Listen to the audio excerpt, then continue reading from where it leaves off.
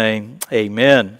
Well, Ecclesiastes 7, and you will definitely need the notes because I did not write out all of the verses on the PowerPoint, but they are on the podium there. And we're going to actually begin at verse 11. Last week we covered verses 1 through 10. And we're going to try to do the impossible task, and that is cover 18 verses and try to keep you awake all at the same time. So let's see how this works here. The approach today is going to be sometimes to put the verse up there, and then you figure out what does it mean. And it does take a lot of digging. I'm not sure how many hours I have to put into Ecclesiastes, but Solomon, under the inspiration of the Holy Spirit, wrote some deep thoughts, deep truths that are not readily known unless you're willing to dig in and to search them out. And so I pray that it'll be a blessing to you. So I titled the lesson, Profound Truths for Life and Happiness. And we're beginning with verse 11. So let's begin with this one. Ecclesiastes 7, verses 11 through 18. So this is the long part of the study. And I put the point here as looking at life through wisdom's lens. So let's start. And here's the verse. You have it on your outline there, and I have a couple of the points filled in. And so let me give you the summation of what I believe would be verses 11 and 12. And it is this: the wise understand that riches are temporal, but wisdom endures. The wise understands that riches are temporal, but wisdom endures. Now, here's a question for you. If you could choose between wisdom and riches, what would you choose? All right, we say wisdom, but let's turn it around. Let's flip it around, and you're right. But let's say if the world had to choose, I will make you profoundly rich, or I will give you profound wisdom. What would most of the world choose? They would choose the riches. They would choose the money. Yeah, welcome to Congress. Yeah, go there with a couple $100,000 in your pocket and you leave with $60 million, right? All right, look at Ecclesiastes 7 and verse 11 and 12. Here we go. Wisdom, and you have the outline. You're going to need that to just remind you of word meanings. Wisdom is good. Now remember, this is the wisest man that had ever lived. This is the man that when God came to him and said to Solomon, ask what you will and I will give it to you. And Solomon said, I choose wisdom. And God says, well, I'll give you not only wisdom, but I'll bless you also with all these other things, including wealth. So let's look at verse 11. Wisdom is good with an inheritance. So there you go. Wisdom and riches and an inheritance are good. And by it, there is profit to them that see the sun. Other passages he writes to them that are under the sun. So here's the first thought. Two things, wisdom and riches. Both of them are good, right? If you could have both, I will give you wisdom and I will give you money. And you can have them both. You would say, amen, I'll take that, right? The thought in this passage is wisdom is good with an inheritance. And this class, we are perhaps old enough that maybe our parents are close to that time of leaving an inheritance behind. Well, hopefully by this point in life, we've learned enough that whatever we would receive, we won't waste it tomorrow.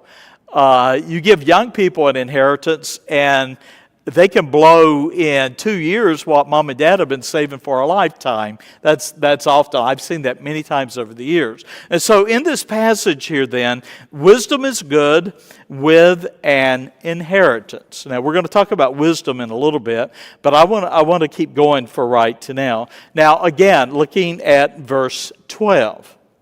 For wisdom is a defense, a protection, a shadow, it's a shelter. And money is a defense. It also is a shelter, a protection. But the excellency, and I put the word meaning there, literally the advantage or the profit, The excellency of knowledge is that wisdom giveth life to them that have it. So, another thought then. Wisdom and money offer shelter and protection. We would agree with that. But knowledge with wisdom endures. Riches can take wings and fly away. Riches are temporal for this life at best. But wisdom, being the wisdom of God, has an enduring presence not only in this life, but in heaven itself, where God himself is the author of wisdom. And so two thoughts then that you have here is that wisdom and riches, they're good. But we know that you can give a fool riches and he will waste it. But you give a wise man wealth or power, he can use it for good. Agree?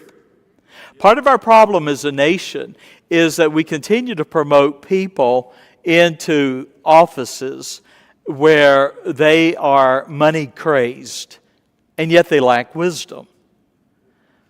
I find it so interesting to watch our government right now. Who would have ever thought we would be in a day where we have billionaires in office who are working for nothing, you know? And again, each of those, every man you know has their faults. But there are some that are there to get rich, and there's others that are there to serve. And sadly, I think we live in a culture in which people are self-serving instead of serving us in the nation, okay?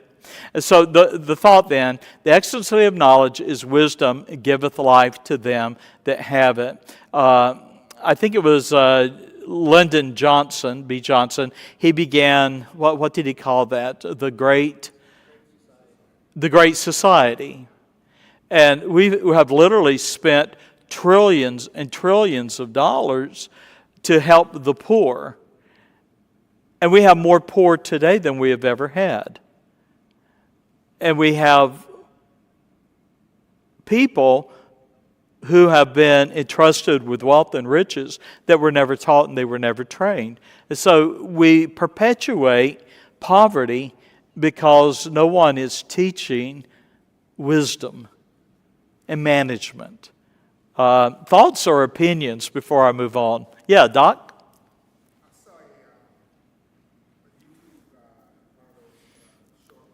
Short clips?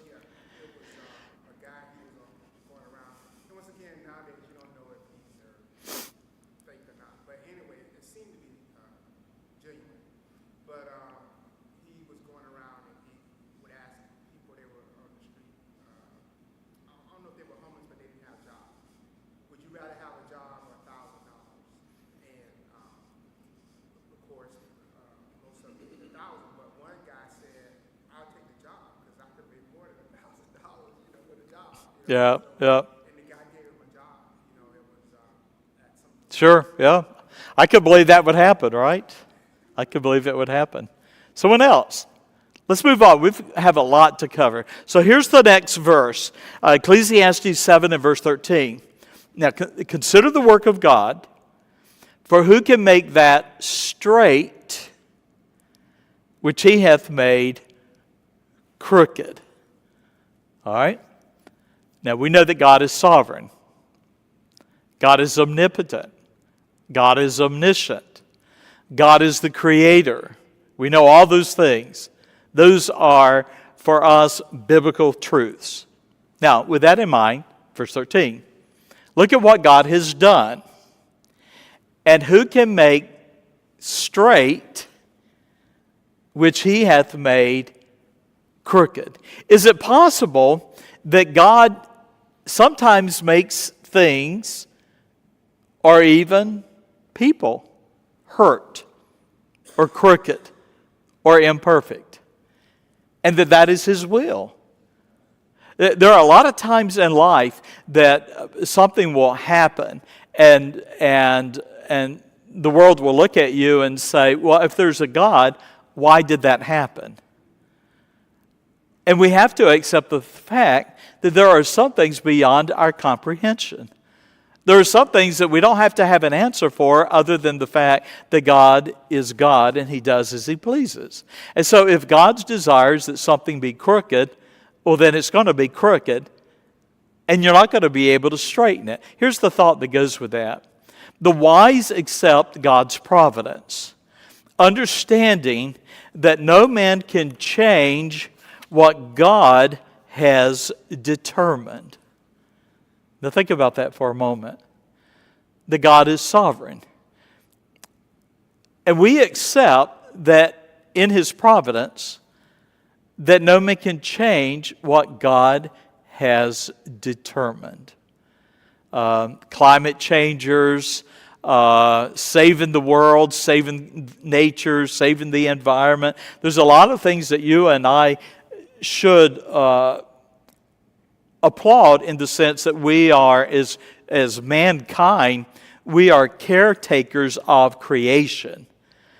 But the fact is that there are some things that God has made crooked, and it's not our place to be able to fix it. Now, we live in it. Now, I want to make sure that I'm careful on this. We live in a day in which someone can be born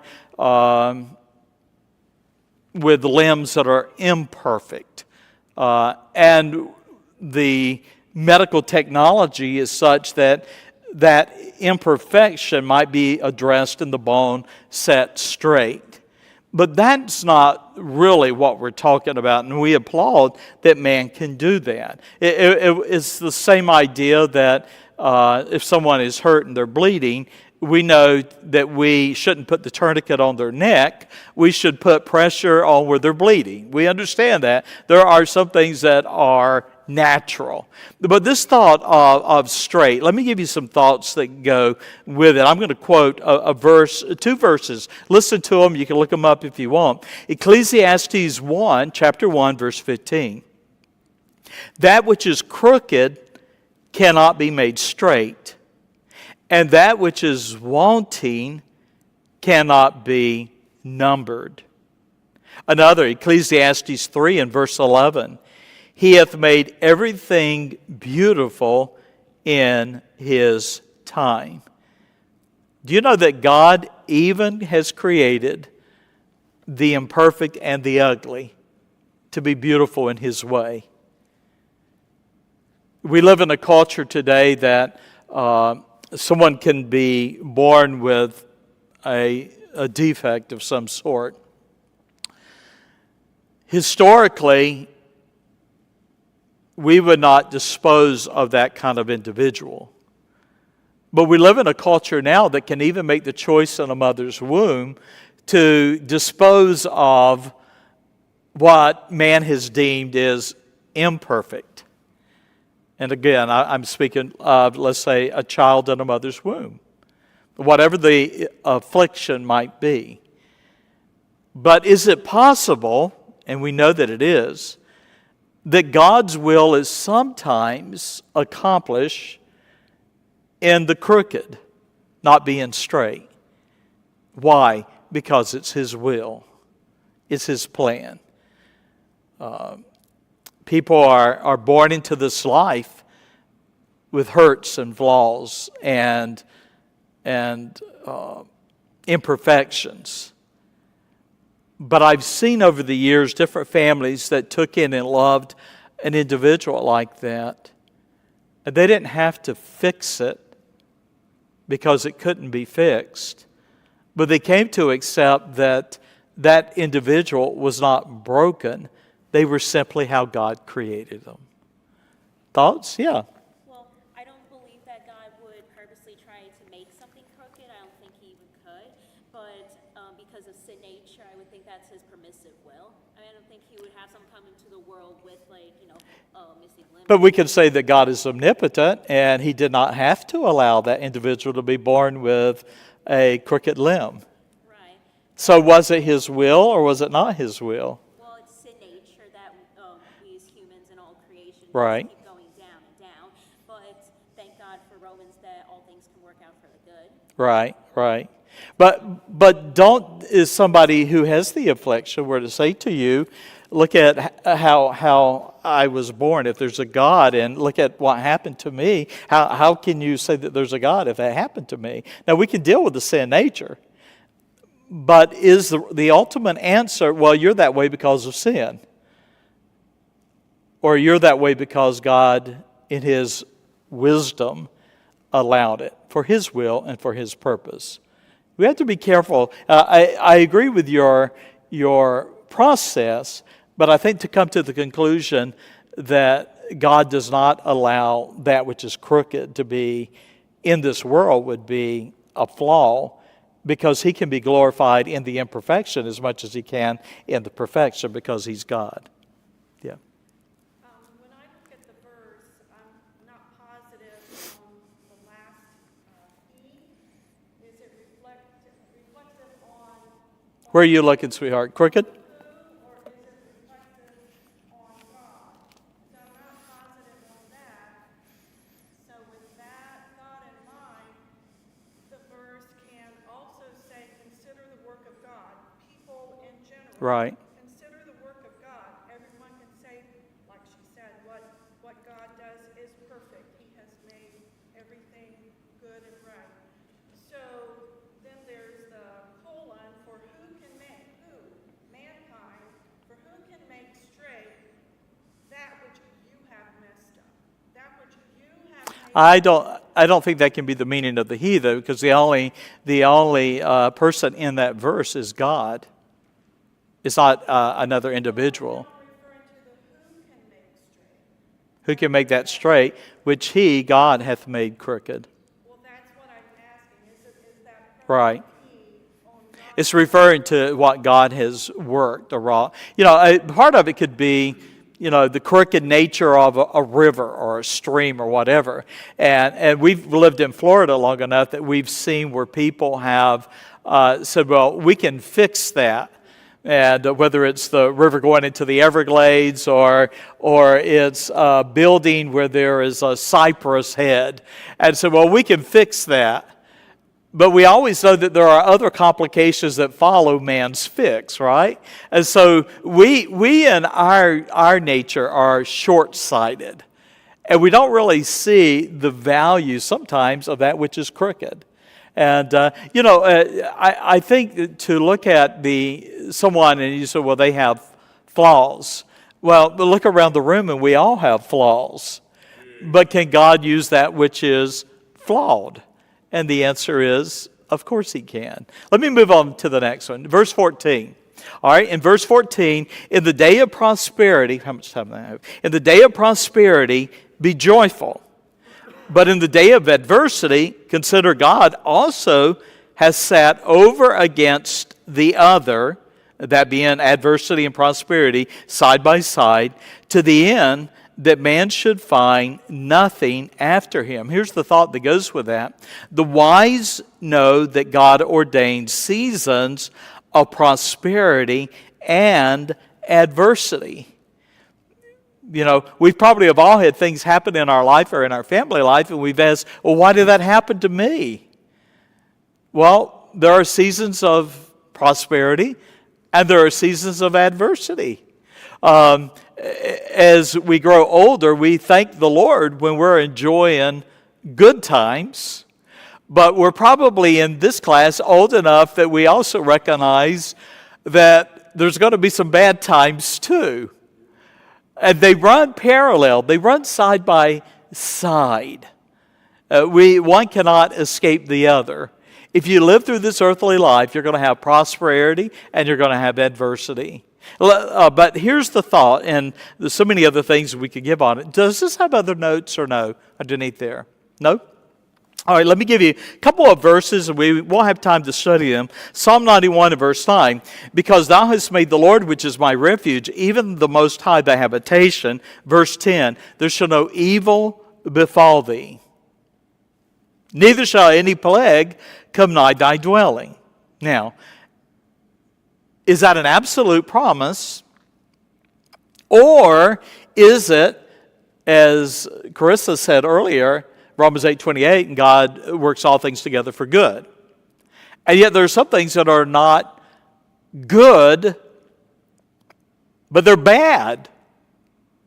And yet Psalm 91, verse 10 says, there shall no evil befall thee.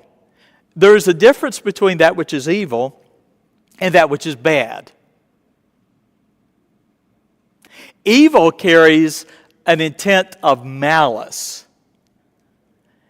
Evil carries the understanding of that which is not good.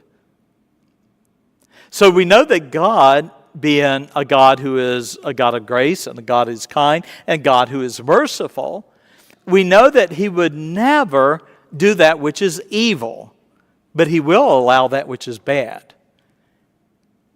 Because all things work together for good to them that love God, to them who are the called according to His purpose. And so God doesn't bring things into our life that are evil, but He does allow things that are bad. I've totally lost you, right, Doc? So would the example where Christ healed the blind man be an example of that, where His disciples want to know, did this man sin or did his parents sin? Right, right. Jesus said, well, no, he was born this way. Right. He was born blind, not because of the sin of his parents, but that God or Christ Himself could be glorified. You know what is interesting in all those miracles is that not long after the resurrection and ascension of Christ to heaven, He goes back to, the disciples go to the temple, and on the way into the temple, they pass the blind men and the crippled men. And you think, why didn't the Lord, when He was here on the earth, why didn't He just give a blanket miracle for everybody, right? Remember the one man that was, he was waiting to get into the water when the waters were stirred, and that whole discussion that was there. Well, you know, Christ was obviously glorified in the miracles, but we have to look at life in a way as believers that we look at life in an eternal sense and not just in a temporal sense. In a temporal sense, there are some bad things that happen in life that we really would prefer not to have to go through. But we can be confident that God does not allow that which is evil, meaning that which is out of malice. He's not that kind of God. Let me give you a couple of other examples. Job chapter 1 and verse 21, and Job said, naked came I out of my mother's womb, and naked shall I return thither. The Lord gave, and the Lord hath taken away. Job chapter 2 and verse 10, shall we receive good at the hand of God, and shall we not receive evil? In all this did not Job sin with his lips. Now, Job's point of view was going through something, and he was questioning, why am I going through all of this? He would later, near the end of that study, would recognize the sovereignty of God and yield to God's will. Early on, it seemed evil. Later, he reflected on it, and he knew that God was teaching him something that he would have never learned apart from the trials that he had. You had your hand up? Well, I was before saying that I don't believe God could make evil or bad. With Job, it was God allowed the devil to inflict Job with all Right, these things. right. But it was a test of He faith. permitted it, right, Right. right. It wasn't that God Himself was like actually putting bad on Job. It was just His permissive will. Right. But God allowed Job to suffer, though, that which hurt. I mean, he lost his family, he lost his household, he lost everything that he owned, he lost his health. The only thing he didn't lose was his wife, and she said, curse God and die. Yeah, Will? The experience of the finite compared to the experience of the infinite, the difference perhaps being Wisdom, which we're going to get to that in a moment, what the wisdom of God is. Let me move on for the sake of our time here. So here we go again, Ecclesiastes 7, verse 15. Now remember, at this point in our study, chapter 7 marked a turn in Solomon's life. The first 6 chapters really were a negative perspective on life. Chapter 7, you'll notice, has started to read kind of like the Proverbs. It's different now. There's something different that we find in it. And so here's the reflection of Solomon as an old man. Ecclesiastes 7 and verse 15. All things have I seen in the days of my vanity. So the days of one's vanity is what?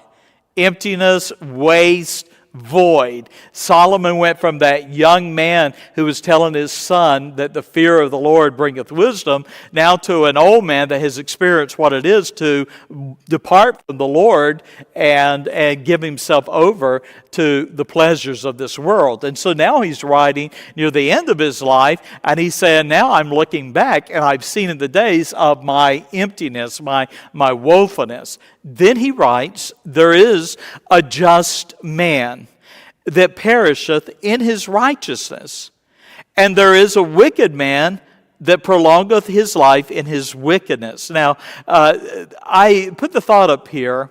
The perspective of the wise determines their outlook. The world will sometimes ask, why do bad things happen to good people, right? Or why? So Solomon is, in a way, he's kind of thinking like that. And he says that, why does a good man die young? And why does a wicked man die in his old age? Now, we know that's not always the case. There are obviously exceptions to that. But as he's writing, there's a sense that he says from an earthly, temporal standpoint that there's some things in life that are not fair.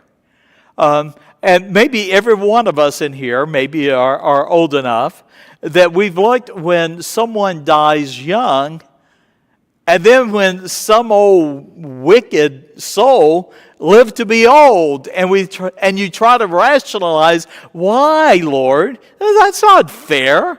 In fact, looking back over the years, sometimes some of the dearest saints at Hillsdale did not live into their old age for whatever God's purposes were.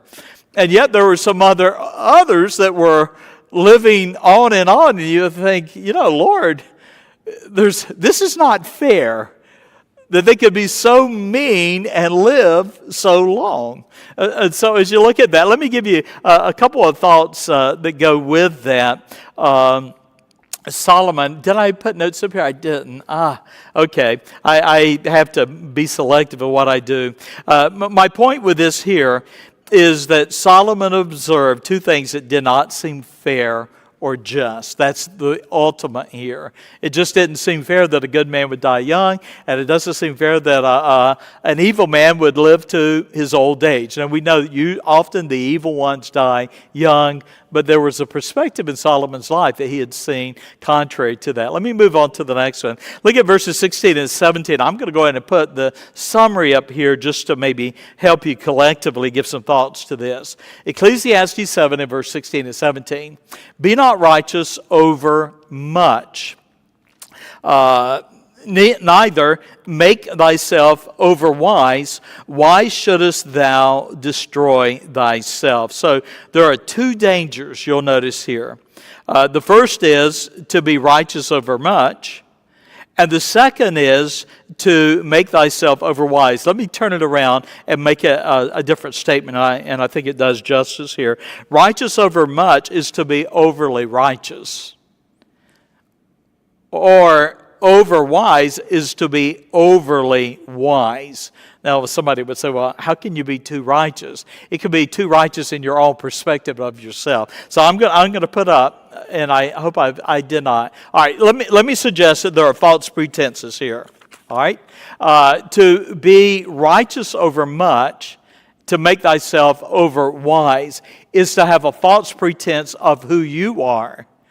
To think you're more righteous than you actually are. To think you're more wise than you actually are. Let me give you a verse that goes with it. It's not on the outline. Romans 12:3. Paul writes, and he says, I, Paul, say, through the grace given unto me, to every man that is among you, not to think of himself what? More highly than he ought to think. The point being is this: it is the natural inclination of our sinful flesh to think we're more important than we really are, or to think we're more righteous than we really are, or to think that we're more wise than we really are. That is a natural inclination of our being. I'm going to go on to the next two verses because it deals with this also. And so in verse 17, again, I'm looking at your outline as well. Be not over much wicked, neither be thou foolish. Why shouldest thou die before thy time? Again, all these thoughts provoking us. So be not overmuch wicked, or don't act wickedly or behave wickedly. Neither be thou foolish, being senseless. Why shouldest thou die before thy time? In other words, you can make decisions in life that are foolish, and you're going to pay the price. Right? You're going to pay the price. How many in our culture go into debt, I mean severe debt, for owning temporal things, and then they live to regret it? I remember back in 2008, do you remember when people were buying and flipping houses? And then there were the ones before 2008 landed, there were some that said, man, this is great, so they bought 2 houses. And then they thought, well, that went so well, I'm going to go ahead and I'm going to go out on the limb and I'm going to buy 3 houses. And then in 2008, all of a sudden the house market fails and people were losing $100,000 or more on a house that they didn't even own and they couldn't live in.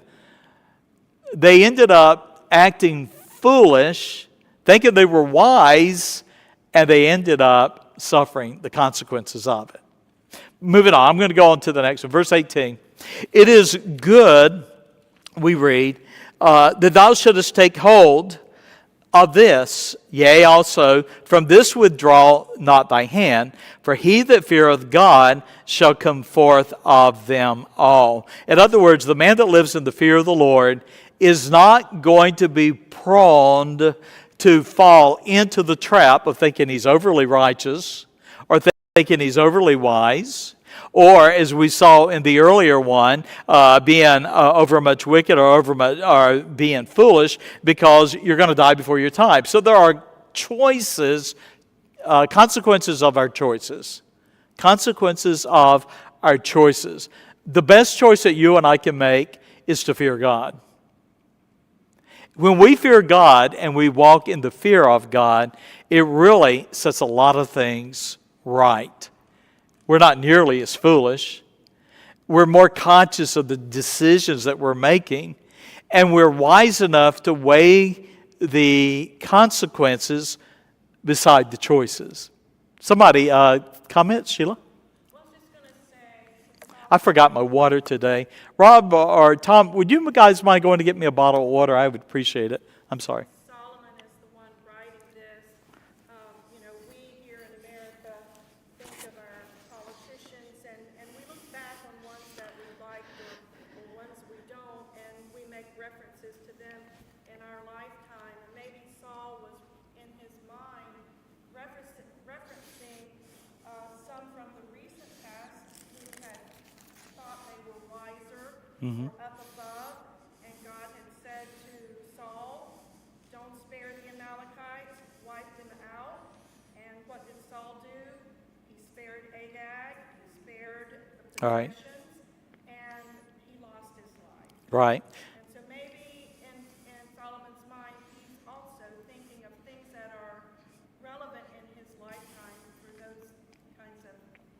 He had seen some that thought they were overly righteous, overly wise, and did not fear the ways of the wicked. Yeah. I think it means a lot the way that that's phrased, where it says, make not thyself wise, overly wise. All right. It says, don't be overly wise, because one is it's not saying don't be wise, but don't lift yourself up. So it's interesting the way he phrases that. All right. So really a good question for us before we move on would be, how many of us, don't raise your hand, but how many of us are hungry to be wise? We're seeking wisdom. We're studying. We're not content with where we are. I would, thank you, Tom. Is it possible that in a church, say, such as Hillsdale, is it possible that there are a lot of people that might be very content with where they are and what they know? And so they lose a desire to keep growing and to keep learning. Well, they become overly wise. They're not as wise as they think they are. Let me take you on to the next one. And I know a lot of these you probably feel like I'm leaving it open-ended, and I'm not intended on. Let me try to get back to my point here. I don't know how I did that, but I did it. Verse 19, I'll just put them all up there because of time. Verse 19, wisdom strengtheneth the wise more than 10 mighty men which are in the city. In the city is carrying the idea of in a walled city. So let's talk about wisdom. And I think I have a lot of verses on there. Unfortunately, I won't have time to go through them. But let me talk about the source of wisdom. And I think it was Will that had kind of mentioned wisdom a little bit ago. All right, so wisdom strengthens. It gives confidence. It emboldens the wise. More than 10 mighty men which are in the city. Now, here's the thought. The 10 mighty men that are in the city, what are they putting their trust in? The walls of the city, right? Their faith and their trust is not in God. It's in what they've built. It's in the walls of the city. Now, what is the source of wisdom? And I'm going to read some verses to you. The fear of the Lord is, Proverbs 1 and verse 7, the beginning of knowledge. In Proverbs chapter 9 and verse 10, it's the beginning of wisdom, the fear of the Lord. In Proverbs 15 and verse 33, the fear of the Lord is the instruction of wisdom. And so when we read, wisdom strengtheneth, we need to look at the source of wisdom. And the source of wisdom is the fear of the Lord. And so the ones who fear the Lord and have godly wisdom are strengtheneth the wise more than the 10 mighty men which are in the city. The men of the city are putting their faith and trust in what they have built. But the wise man fears God, and he puts his faith and trust in the Lord. So 2 things that wisdom does, just for your outline and passing. And I would invite you, we don't have time, Psalm 112 would be wonderful to go home and read. But what does wisdom, godly wisdom, give us that the 10 men who are in the city don't have? The first is this: the wisdom of the Lord empowers. It gives might. Not might in ourselves, but our faith in the Lord. Psalm 112 and verse 2, the righteous man's seed, shall be mighty upon the earth. Psalm 112 and verse 6, surely he shall not be moved forever. The righteous shall be in everlasting remembrance. So it empowers. And the second thing, it emboldens. So the wise man who fears the Lord takes his courage from the Lord. The mighty men that are in the city are putting their faith in the walls of the city and what they have built. So which is the strongest? It has to be the man that fears the Lord. The cities crumble and fail, and ultimately nature itself takes over what man has built. Go ahead. There's a great example of the Bible that faith is stronger than any city. I mean, with Jericho. Absolutely. It's possible that the Israelites could bring down this nation. Yep. But just with a shout of faith, literally, Shout. it came down. And the Lord with them marched around the walls of Jericho 7 times. Whoom! That was it. Because the Lord was with them. Their faith was in the Lord. Yeah. Yielding and flexibility to God's wisdom is better than the rigidness of protection. True. Because the faith is in the Lord. Let me give you another thought, and I'm going to add this because I want to get to one that's going to stir the pot a little bit if I can have a few moments. Universal symphonies of humanity. Ecclesiastes 7 verse 20. There is not a just man upon earth that doeth good and sinneth not. We sometimes make the mistake of saying that someone is a good man. If they are a good man, it's only because of God's favor. But in this thought here that we are all universally sinful by nature. All right, let me move on. Fake news, I thought you would enjoy this. The wise don't believe everything they are told. Now, we've lived in a culture, especially the last 4 and 5 years, where we have been lied to again and again and again by media, by social media, by politicians, just constant lies. I hope and I pray that the righteous have been more discerning, maybe more so than ever, that we understand that we cannot believe everything that we are told. Let me give you some proof verses, 2 of them. Ecclesiastes 7 and verse 21. Also, take no heed unto all words that are spoken, lest thou hear thy servant curse thee. Also, take no heed, don't give your heart, place value unto all words, everything that is said, that is spoken, lest thou hear thy servant curse thee. Let me give you 2 thoughts. One, wise leaders do not base their decisions on public opinion. Well, the polls say, and we've learned, it's what was the question of the poll. Because man is smart enough to manipulate the question to get the answer that he is looking for. And so over the years, I've had where people would say, I'd be in a staff meeting and someone will say, well, you know, the people are saying you be the people, the church, right? Well, the people I've been told by some, and I sit there and I listen and I finally say, who? Well, some. No. If you're going to bring up something to me, you're going to tell me who. And usually it's one person. Well, one person's not people. But if I wasn't careful, I could be manipulated by one opinion that is passed on to other people that finally makes its way around to me.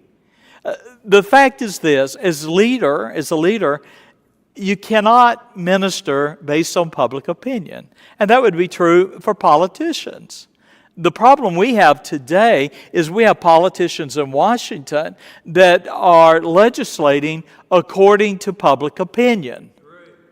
But that public opinion is manipulated, and it cannot be trusted. I remember in 2016, and again, I'm not blowing the trumpet for Trump, but I think he is the first politician that pointed out fake news. That really wasn't in our culture until 2016. And the more time has gone by, the more we've realized it really is fake news. They are lying. Now, a second thought that goes with this, God's opinion, verse 22, and approval should be our desire. So, verse 22, for oftentimes also thine own heart knoweth that thou thyself likewise hast cursed others. Now, so you got to go back, look at the earlier verse.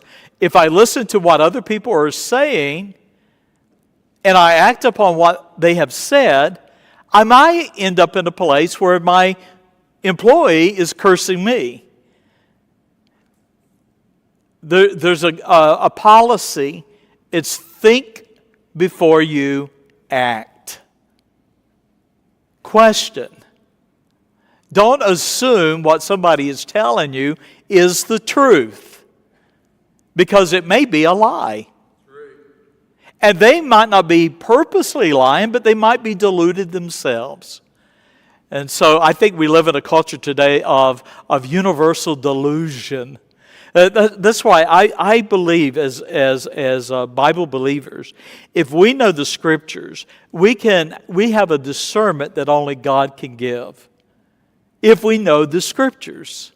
And so what we're looking at today, a lot of these we would look at and say, well, that's a common sense principle, but not in a culture that has rejected truth and rejected God.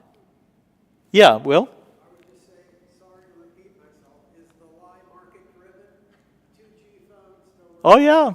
Yep. We are driven as a culture and shaped by things that we are being fed. And we live in a day of information that is unparalleled.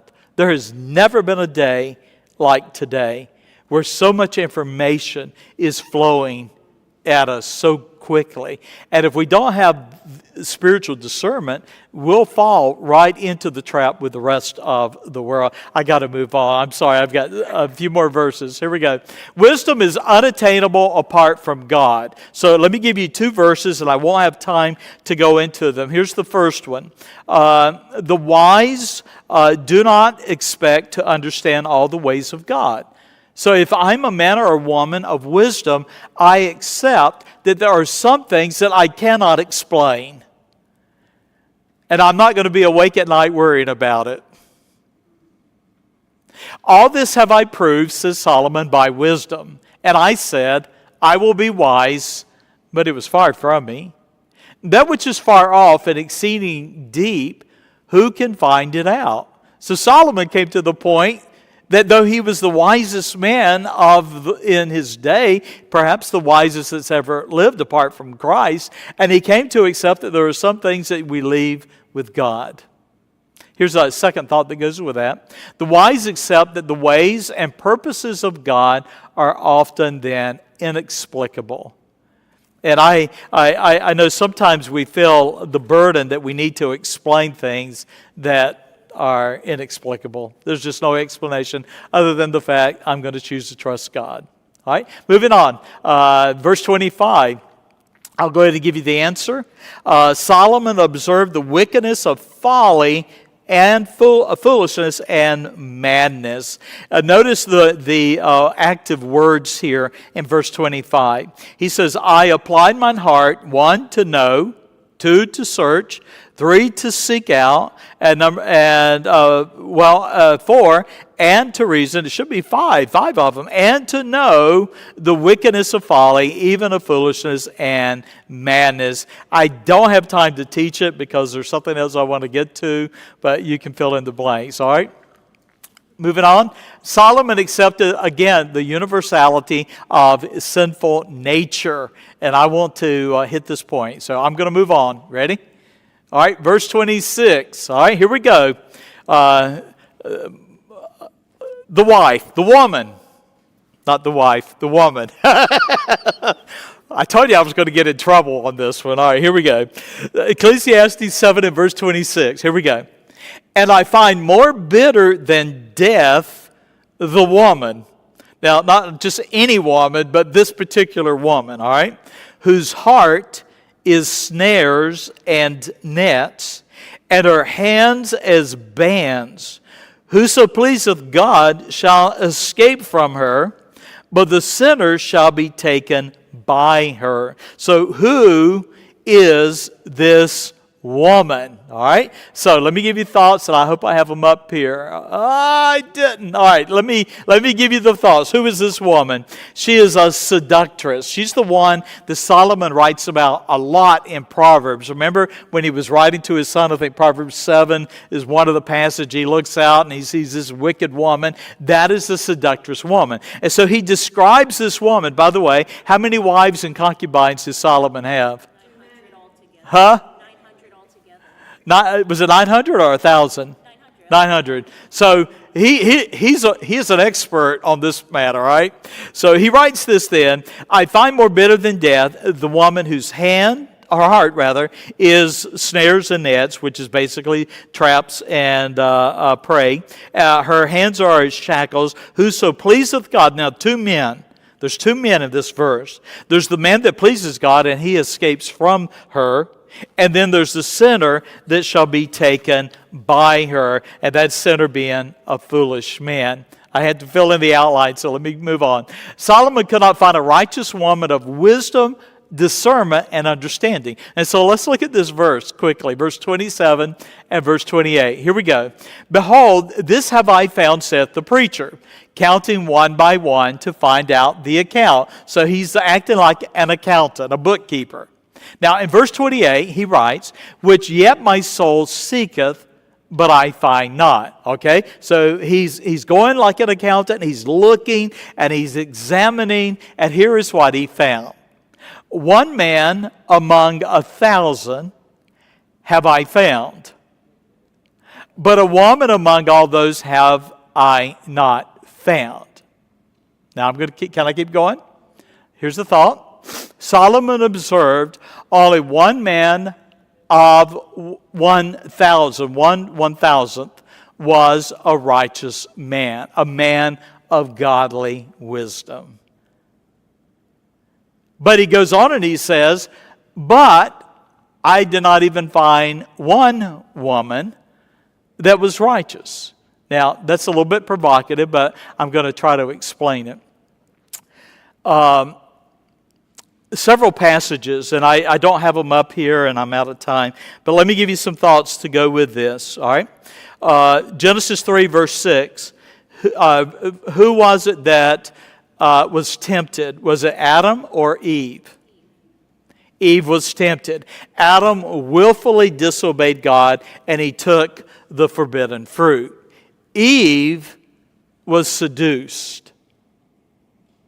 She lacked the understanding that God had given Adam. Genesis chapter 3, verse 13. And the Lord God said unto the woman, what is this that thou hast done? And the woman said, the serpent beguiled me, and I did eat. 2 Corinthians chapter 11 and verse 3. But I fear lest by any means, as the serpent beguiled Eve through his subtlety, so your mind should be corrupted from the simplicity that is in Christ. 1 Timothy chapter 2, verse 14 and 15. And Adam was not deceived, but the woman being deceived was in transgression. Notwithstanding, she shall be saved in childbearing if they continue in faith and charity and holiness with sobriety. The point in this study here is that as Solomon searched the world, he found that wise men that are righteous men, were only like 1 in 1,000. But as he did the same search, he found that there was not even one woman. Now I'm going to explain if I get a moment before you leave. In verse 29 then, lo, this only have I found, that God hath made man upright, but they have sought out many inventions. Let me give you a couple of quotes. This is the Talmud, a quote from Jewish extra-biblical writings. And one saying is, it is better to follow a lion than a woman. Another writes, who follows the counsel of his wife arrives at hell. Proverbs chapter 2 and verse 16, to deliver thee from the strange woman, even from the stranger which flattereth with her words. Proverbs 5 verse 3, the lips of a strange woman drop as a honeycomb, and her mouth is smoother than oil. Proverbs 7 and verse 5, that they may keep thee from the strange woman, from the stranger which flattereth with her words. Proverbs 23 verse 27 and 28, for a whore is a deep ditch, and a strange woman is a narrow pit. She also lieth in wait as for a prey, and increaseth the transgressors among men. I'm going to make a summary statement. The problem with the United States today is that men have abdicated the responsibility of being leaders. And now we find ourselves led by women. Women lead our households. Women lead in our government. The politics that have shaped the United States in the last 50 years are driven by women. But God gave man the responsibility to be the spiritual head and the leader of his household. When men abdicate the responsibility to be spiritually minded leaders, women will always fill the void. When men are no longer the leaders of their households, when they are absentee fathers, the women by nature will arise to lead the household. But this is not what God's plan was. So the nature, as I close, and not giving one woman an opportunity to reply, coward as I am, my point is this. It is the nature of women that they have a natural strength with men to influence, to even seduce. They have a natural strength that is there.